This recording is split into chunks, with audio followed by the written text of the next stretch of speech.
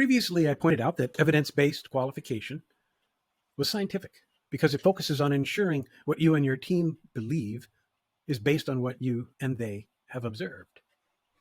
Now is the time to put this into practice by scoring and prioritizing your accounts, your opportunities, using the criteria that you've developed. This builds knowledge and respectful agreement your team has developed into the business instead of just the salespeople.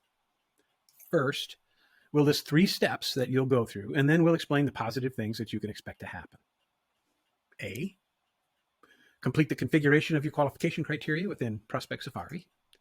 B, ask your salespeople to apply these criteria to their accounts. C, produce a report of sales opportunities sequenced from highest to lowest total quality score. From there, discuss with salespeople when you're reviewing the sales funnel what the scores mean. Converting salespeople's observations into a number that indicates the quality of the opportunity, and then sequencing those opportunities in this way is a simple mechanical process. Whether you accomplish it manually or through a CRM, it has a powerful effect on the organization. When you discuss it with salespeople, you'll find, almost guaranteed, that at least some of the accounts will have a different ranking in the sequence report than it was in salespeople's gut feel. The two will not match. Naturally, this catches salespeople's attention, and it gets them to examine the scores to identify the causes of the disconnect. And this is a good thing because it's not uncommon for a less experienced person to rate a prospect more highly than they should, perhaps because it could be a really large customer, so they get excited, or perhaps they just have a good feeling about the first meeting with them, or both. So the quality scores get them to rethink their evaluation of their opportunities, or else rethink the qualification criteria. And either one of those represents progress, as long as in the end they get others to agree. Now, the second thing is that when salespeople compare each other's account scores, they have even more realizations. That's because the method enables them to trace the reasons for higher or lower scores to specific questions, and then to compare the specific observation each one made as they selected their score. A lot of it comes down to how much they really understood about their prospect and how much they might have been assuming or presuming. As they gain confidence in the criteria, they'll naturally try to improve the scores in their accounts, and this is really good because it requires them to reconsider what their next move in the account should be. Perhaps they should have another meeting with their coach to clarify something, or reach boldly out to some new person in the account to develop new knowledge and new relationships. In this way, people are influenced to follow a process not because you're telling them to, but because the process they're using makes sense. It works for them. This alignment of their behaviors is a powerful way to eliminate waste and increase sales productivity. And third, the sequenced report will most likely be the most accurate forecast your firm has ever had, by a lot. It's typical to see increases from 30 to 40% accurate to 75 or 85% accurate. I had a sales manager tell me once, boy, that qualification criteria is so accurate. It's just that it won't tell me who's going to buy this month versus next month. But over the long run, it's perfect. So he was impressed, and we started working on how to work out the timing a little bit better. Company presidents have even told me it felt like their company was a 4-wheel drive vehicle with mud all over the windshield, and the new qualification criteria cleared the windows so they could see what was coming at them. Now, I've known a lot of sales managers who wanted to add weight to some of the questions. For example, it seems like common sense that a question around the quality of one's coach network will have a bigger impact, say, than how large or small a company is, or something like that. So instead of just adding all the scores up, they want to double or triple the score on that coaching question. It seems to them this will help improve forecast accuracy. But I want to caution you against it. The strategy that they have feels right, but it's not scientific. It's putting your thumb on the scale. The right way to do this is to capture enough data that'll allow a proper statistical analysis of the losses or no decisions or wins and the scores given to each question, among other things. So you're correlating, right, the outcome versus the scores on the questions. Such an analysis will show you what the data actually says. And this is almost guaranteed to contain some big surprises. Example, one of my clients manufactured respirators, right? The machines that breathe for you when you're critically ill.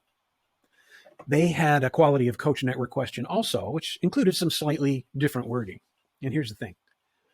The data that they collected showed that a high score on that question correlated with a lower probability of closing the business rather than a higher one, as they predicted, We puzzled over this for a while, but after reviewing the data and then asking a few individuals what they were thinking as they answered that question, we discovered the explanation.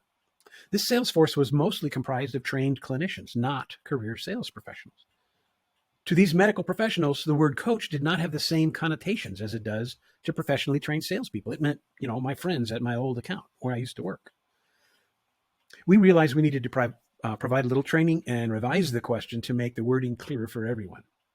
Now, that statistical analysis also revealed something similar with a couple of other questions.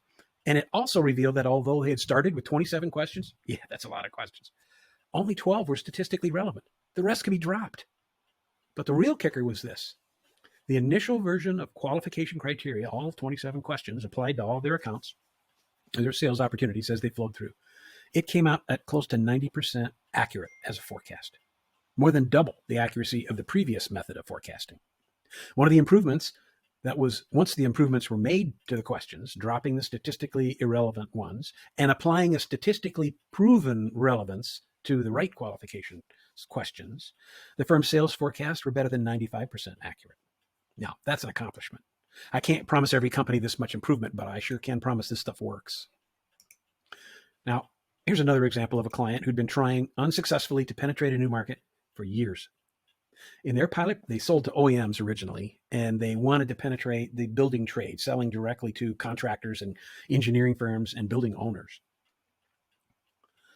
They had to do the voice of customer to identify their customer's journey and what those customers valued.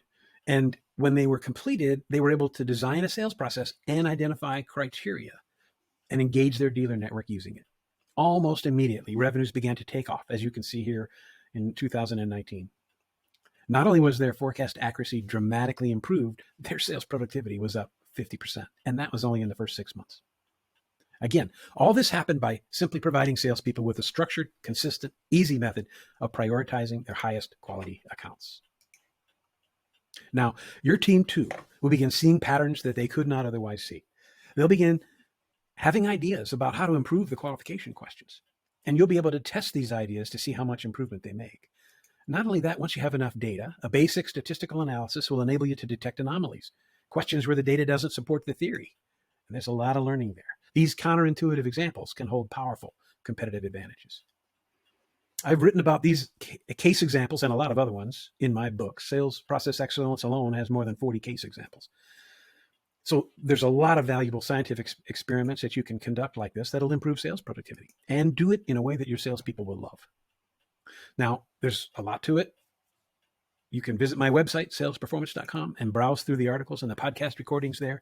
And if you'd like some live support, please contact us. You might have questions around the methods I've described in the video or how to develop high-impact research questions for salespeople, working out a customer's journey, or getting a proper statistical analysis from your qualification criteria in ProspectSafari, or perhaps just about how to implement a proper continuous improvement philosophy across your organization. Whatever the case, use the form on the site to ask a question, and we'll be happy to learn about your situation and share some information that will help. We look forward to hearing from you.